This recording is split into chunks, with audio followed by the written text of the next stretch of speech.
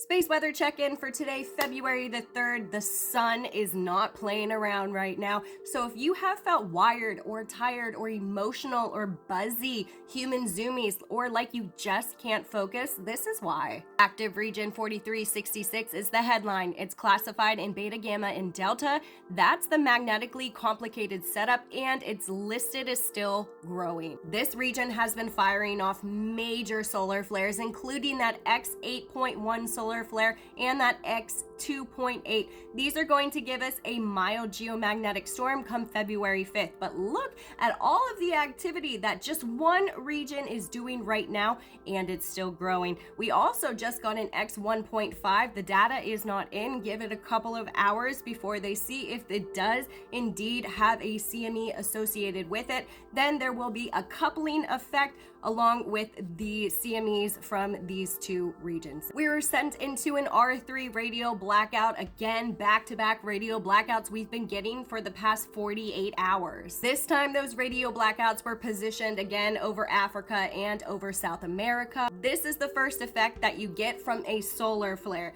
They will produce radio blackouts. Not 100% a CME, which is like the plasma actually ejected out, but it does cause this, and this is radio disturbance. This is GPS signals being lost. Just with that one active region, you can see the amount of energy that it is producing. Even though it's not producing many CMEs at all, the flaring effect and the continuous flaring effect is the issue here, because that just means it's bubbling up more and it's growing in size. Let's check it out. Well, bam. Okay, so this is active region 4366. As you can see, it is so complicated. There are many little pockets in here just ready to blow. This region is massive. Since my last update yesterday, look how much it has grown in size. We're now into 1,200, still in beta, delta, and gamma configuration, like I said, but the sunspots have dipped down, but only because it keeps popping off. It keeps popping off. So all of these little areas right here is what we have to look out for, mainly in this region right over here, right here,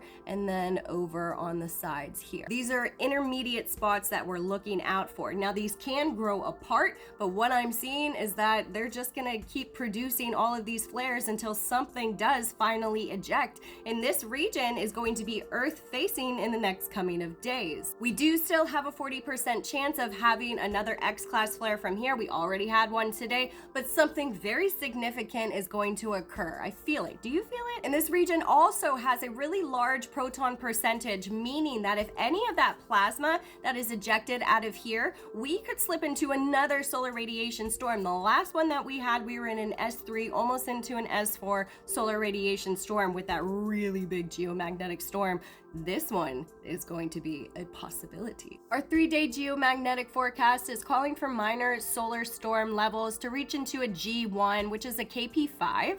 This is going to be around February the 5th. This is going to be linked to that possible glancing blow from the CME influence from that X8 flare. And NOAA's also still having this radio blackout risk like I was talking about, and it's going to be elevated for the next few days. So communication expected to get a little weird. Tech glitches, sleep disruptions, your nervous system feeling really loud. So in the next few days, this region is going to be Earth facing. So if we do have plasma ejected, it's coming to Earth. This is our Enlil graph. It shows the density and the velocity of these CMEs. And as you can see, we're gonna get hit right here, but look, a pocket opens up. And then we just have a mild effect. Here, I took a still frame. As you can see, look at this little pocket that opens up, and then we just have a tiny little band of plasma that we're gonna be filtering through. But like I said, most of the bulk of this plasma is heading to the north and to the east. Even when we look at our Parker spiral, you can see that we are going to get this glancing blow effect. But yet again, it's going across that Earth-Sun line above us, so we're not going to get hit fully. So with elevated risks of radio blackouts, elevated risks of CMEs and geomagnetic storms and solar radiation storms, yeah, we have a problem. But is this going to be a Carrington-level event? Not really that we can prove right now, but it does have huge potential. For us to qualify for a Carrington class event, it has to be an X45-ish or even higher in equivalent magnitude, but we're not there yet. Now, you don't really need an X45 to have a Carrington-level event. If we have a larger coronal hole that's polar tethered, electrifying the ionosphere already, and then we have a CME that's pushing itself in, coupling effect with other CMEs, yeah, we could totally see a Carrington-level event with a smaller X-class flare. So no, you do not need an X45 to have a Carrington-level event.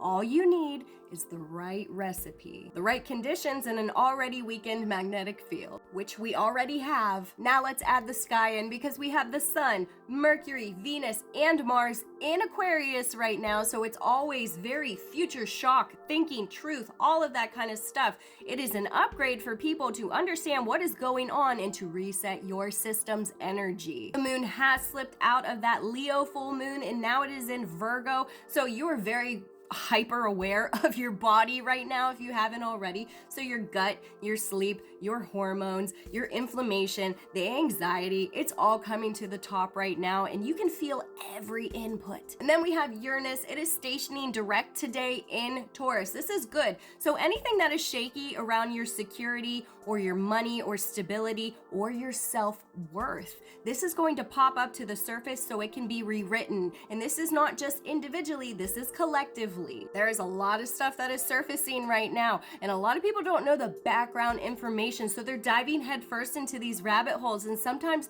you're not able to get out of those until you go like deep, dark stuff that you cannot unsee. If you go down those rabbit holes, make sure that you give yourself enough time to recollect yourself, because you will never be able to get over the stuff that you see, you hear, you read. And remember, the Super Bowl is coming up, much like the Grammys. They're trying to siphon all of the energy out of you, so don't put your energy and time into the Super Bowl. Wow, how much fun. I love a scripted game. You know what I mean? So, like, just stay away from their agenda. Their agenda is for you to idolize them, to idolize the celebrities. They want you to think these people are like top level. Wow, I really want to be just like them. Look at all their money. Look at all their fame. People just love them. No, these people do satanic, disgusting shit, and is going to come out. So do not follow on their train. Get off the fucking train. So if you are feeling overstimulated, if you are buzzing, or if you are sensitive to noise, especially,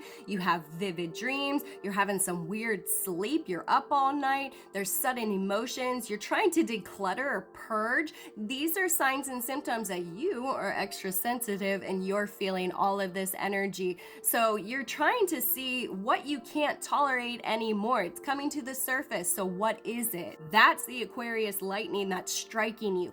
That is the Virgo body scan, okay? And that's the Uranus wake-up call. Just do it simply today. Electrolytes, extra water, earlier bedtime, okay? Less doom scrolling. There's so much stuff out there. It's like disgusting. Write down one thing of truth that you have been avoiding, because we need to rewrite how everything is going on right now. Your system is updating, but it needs you to write it down and take those actions. Take the first step. It's waiting for you. And if you don't know what that first step is, my name is Sarah Starr. I do Akashic record readings, natal chart readings, starseed origin readings, higher consciousness sessions, all for you to figure out what your purpose is here on earth, to figure out what are your karmic lessons that you need to get rid of. If you're interested in a reading or a session, go to my website at sarahstarofficial.com or the link in my bio. Let me know in the comments how you guys are feeling. Do you have human zoomies? I do.